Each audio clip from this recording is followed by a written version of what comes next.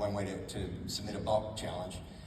You can also aggregate individual consumer challenges. So it's essentially rolling up in a single package the elements from the consumer challenges that were on the previous slide. So this would involve a single party, could be a government, could be an organization that's a broadband focused organization that rolls up that information from the consumers and submits it to us as a package.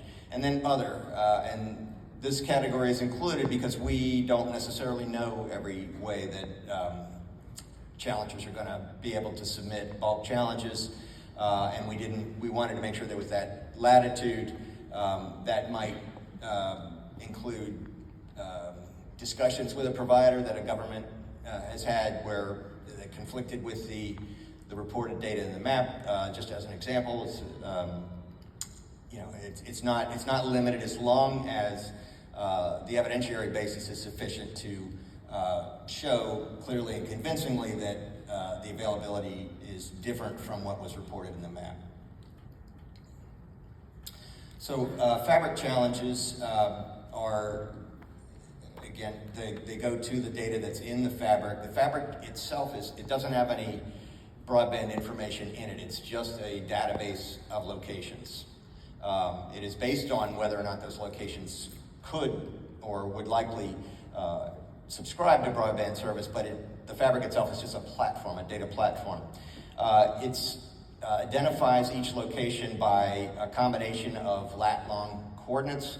Along with other information, it's a fabric in that it brings together many different types of data together to try to come up with the clearest picture and most accurate picture of what is happening on the ground. And that to the extent that information is inaccurate and people on the ground often have a better insight into that than we do, they can bring that to us and tell us it's not accurate. I challenge this aspect of it. One thing to keep in mind, to the extent you're interested in challenge processes, the fabric, the database it's not an address list. It is a list of the BSLs, the broadband serviceable locations, as defined by these multiple data sets. So the fact that an address isn't in the fabric doesn't mean that location isn't in the fabric. Addresses are variable, and sometimes they don't exist for a location. So if a location it seems to be missing because it's not on an address list, we have a recommended approach to try to drill down on that and to get a better sense of is the broadband serviceable location there? I just can't get my address information to match with where it is, or is it in fact missing? And that's so essentially detailed the steps there. It's you pull the fabric data into a GIS program, import addresses, buffer for distance, and try to find matches based on proximity, not strictly looking at whether the addresses match.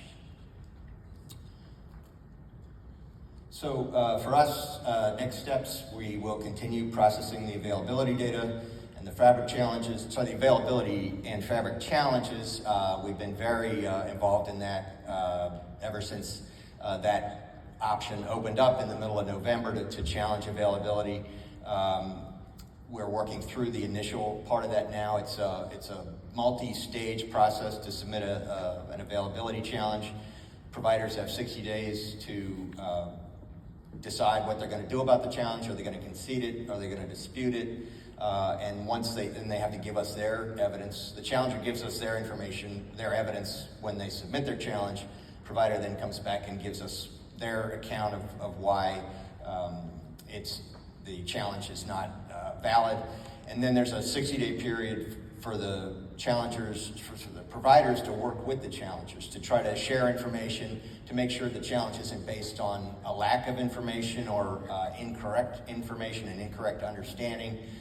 We believe that through that process, a lot of these will be worked out. That in many cases, a challenger may not understand what is available to them, and a provider can make it available during that process, which would be a pretty compelling basis to deny the challenge if in fact the service is available.